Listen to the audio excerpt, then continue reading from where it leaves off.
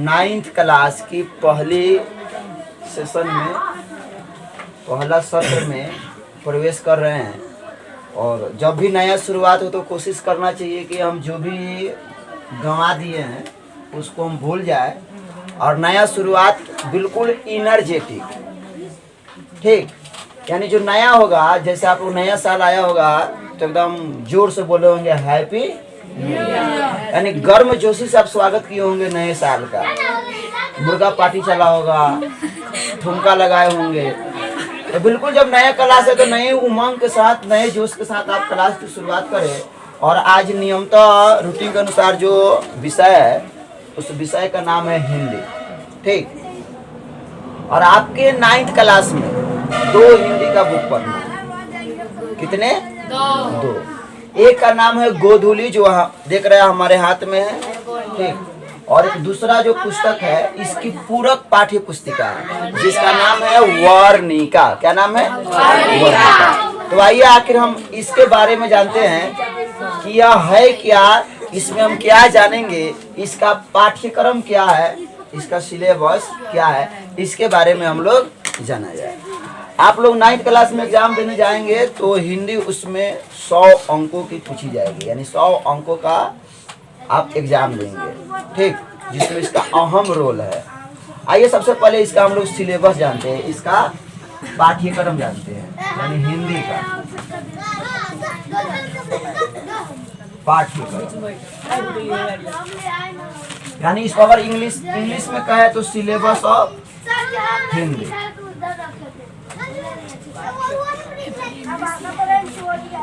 ये जानकारी होना चाहिए। जब भी हम बार बार पढ़ाते हैं तो आपको बोलते हैं कि हम पढ़ने क्या जा रहे हैं, हमको पढ़ना क्या है, कहाँ पढ़ना है, कैसे पढ़ना है, कब पढ़ना है, ये सब चीज़ की जानकारी होनी चाहिए। तो जैसा कि गोधूली, पहले इसका हम लोग अर्थ समझते हैं। क्या लिखा हुआ है? गोधूली। और गोधूली लिखने में आपको पूरा इसके अक्षर को हम कैसे लिखेंगे तो जानकारी होना चाहिए। गो ध में क्या होना चाहिए? हर्षुकार की दीर्घकार। क्या होनी चाहिए? ये हर्षुकार है। दीर्घ उकार कौन सी है? और ल में आप देख सकते हैं, ल में है हर्ष ईकार। क्या है? हर्ष ईकार। गोधूली, देखिए गोधूली का मतलब होता है, आप भोर का जो समय देखते हैं ना, भोर का समय देखते हैं कैसे लालिमा छाई रहती है, सूर्य अभी नया नया उदय होता है, तो उस समय को गोधूली कहा जाता है। क्या कहा जाता है? गोधूली कहा जाता है। यानी हम कह सकते हैं कि जो भोर का समय है वह भोर का समय क्या कहलाता है? गोधूली।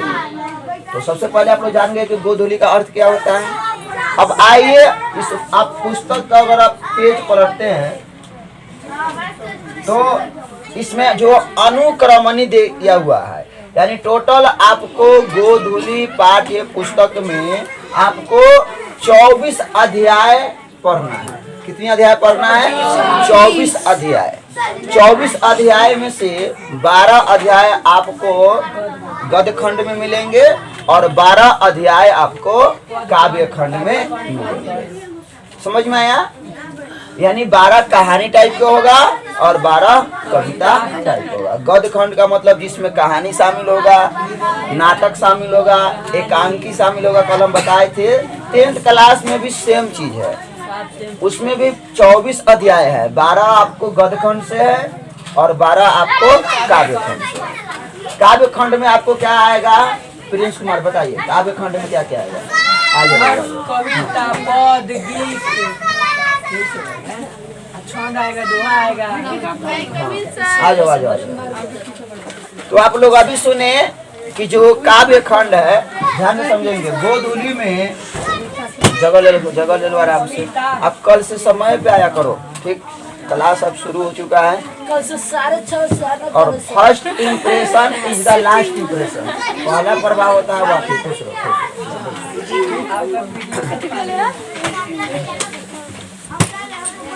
तो आप सबको जुड़ जाएंगे फिर से। कविता, पद, गोधूली में टोटल कितने अध्याय हैं? 12 टोटल कुल अध्यायों की संख्या कितनी है? 12 कौन चीज से है? गद खंड। कौन खंड? और 12 अध्याय काव्य खंड। ठीक। गद खंड के अंतर्गत हम क्या पढ़ेंगे? तो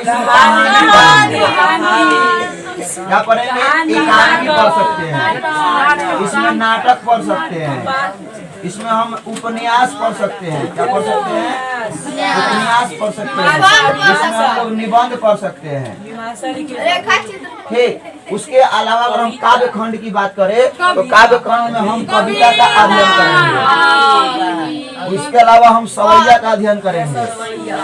ये सब विद्या का नाम है। ये सब कौन सी का नाम है? ये विद्या का नाम है। उसके अलावा हम इसमें दोहा पढ़ेंगे, इसमें हम छंद पढ़ेंगे, जवाब। उसके अलावा हम क्या पढ़ेंगे? इसमें पद पढ़ेंगे और गीत पढ़ेंगे। तो आपको स्पष्ट हो गया कि हम गोधूली के अंतर्गत 12 जो अध्याय पढ़ेंगे वह गद खंड का होगा और 12 जो अध्याय होगा वह किसका होगा? काव्य खंड का होगा। यानी आराम से हम लोग पढ़ेंगे, धीरे धीरे पढ़ेंगे। जहाँ आपको दिक्कत हो वहाँ पर हमको रोकिएगा, टोकिएगा, हम जरूर आपके प्रश्न का जवाब देंगे। और हिंदी पढ़ने वाला विद्यार्थी लोग समझता है कि हिंदी क्या है? आसान है। सच में आसान है, लेकिन हमें इतना बड़ा लाइफ में हमको मालूम चला कि इससे हार्ड विषय कोई नहीं है, क्योंकि इसमें अक्सर लोग आसान समझकर गलतियां कर देते हैं। हर्षिकार, दीर्घिकार, एक शब्द का अर्थ ना देखने में एक जैसा होता है, लेकिन उसका अर्थ क्या होता है? अलग अलग होता है। क्या? जैसे गलना और सरना उसने बताए थे।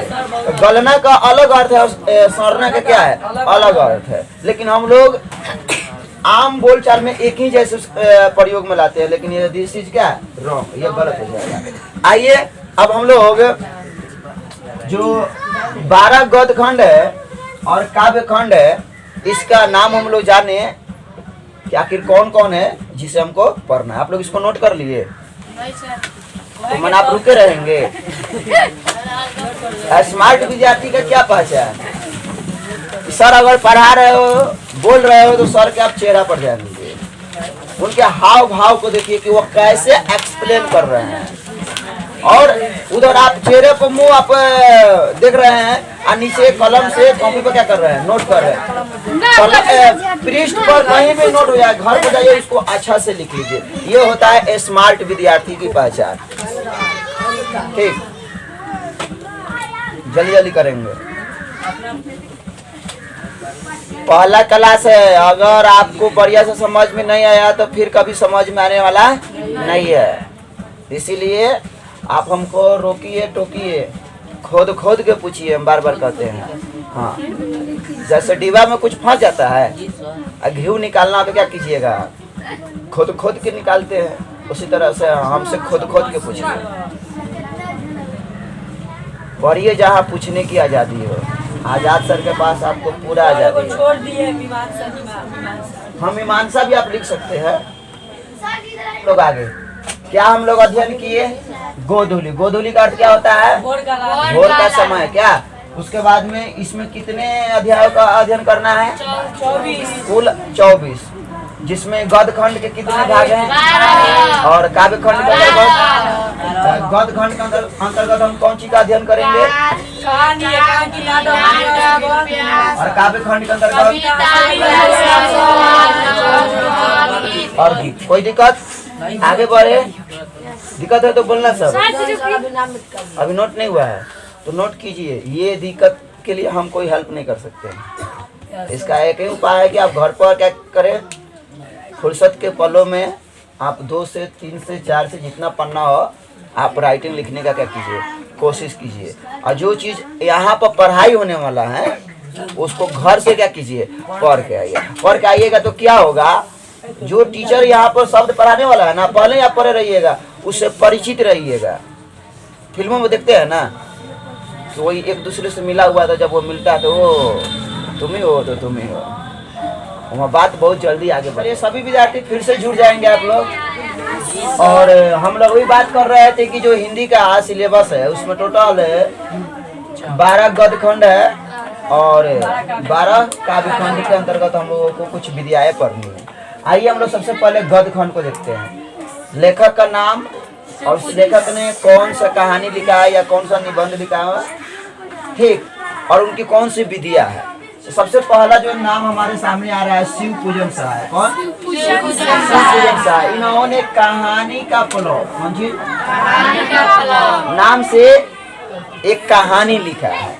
पूछ देगा कि हाँ कहानी का प्लॉट की कौन सी विधियां है, तो आपको ये भी याद रखना होगा कि यह कौन सी विधियां है, यह कहानी है। यह क्या है? कहानी। या पूछ देगा कि कहानी का प्लॉट का रचनाकार कौन है, या पूछ देगा कि कहानीकार कौन है, लेखक कौन है, तो याद रखेंगे शिव पूजन शाह।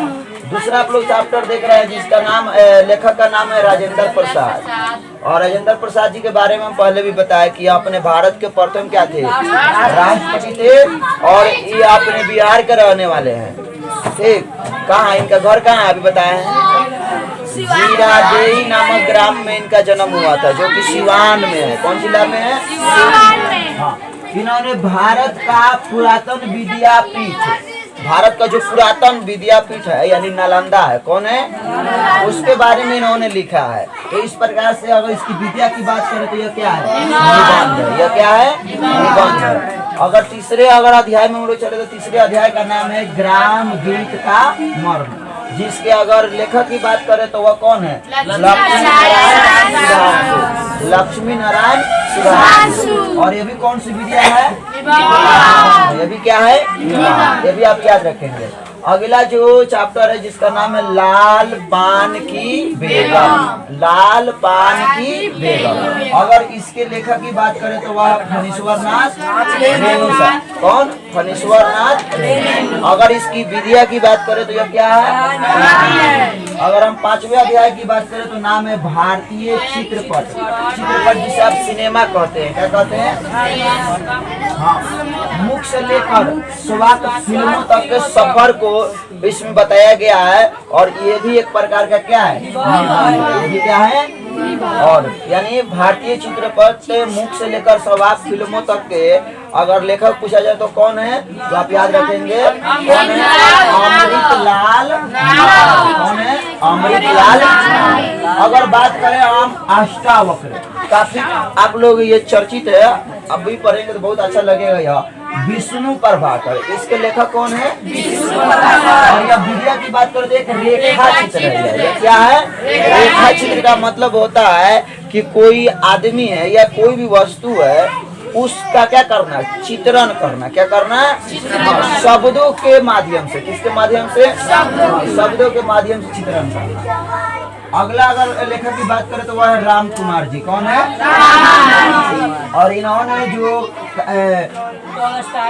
रचना लिखा है उसका नाम है टॉल स्टाय के घर में, टॉल स्टाय के घर में। अगर विद्या की बात करें तो यह क्या है, यह रिपोर्टाज है। क्या है, रिपोर्टाज, एक प्रकार का रिपोर्ट है, उसी पर इन्होंने क्या किया है, लिखने का काम किया है। अगर लेखक की बात करें तो वह अनुपम मिश्र, अनुपम मिश्र। इन्होंने पधारो महारे देश नाम से एक फीचर लिखा है। क्या लिखा है, फीचर।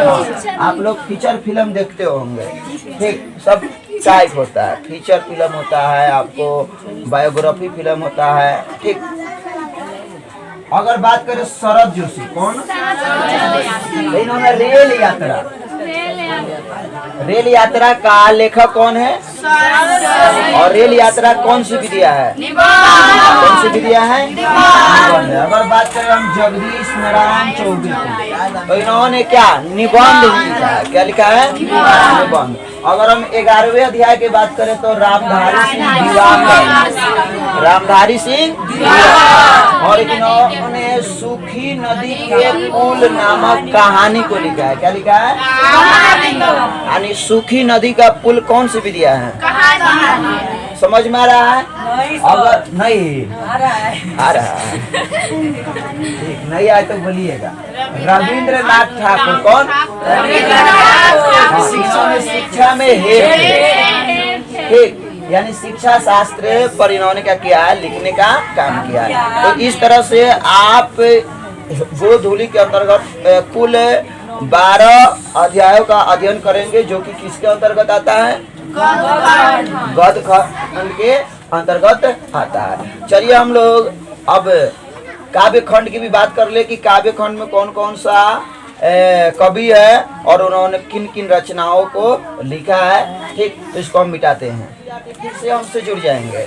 ठीक, हम लोग अभी गोधूली के गद्य खंड पर चर्चा किया, आखिर कौन कौन लेखक है और उनकी कौन कौन सी रचनाएं हैं। आइए हम लोग काव्य खंड की ओर बढ़ते हैं और काव्य खंड के अंतर्गत भी 12 अध्याय आपको पढ़ना है। कितने अध्याय पढ़ना है?